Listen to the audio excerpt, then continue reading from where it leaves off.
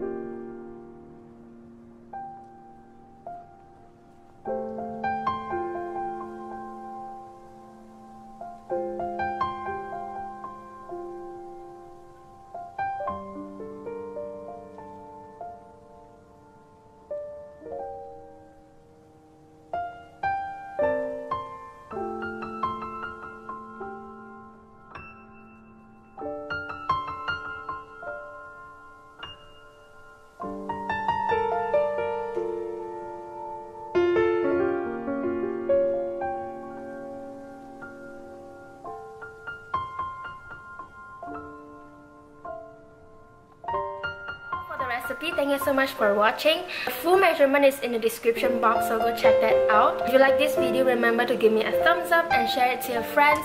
And if you love to connect with me, you can follow me on Instagram and Facebook. You can always check out my other recipe video here. Yes. So see you next time. Bye.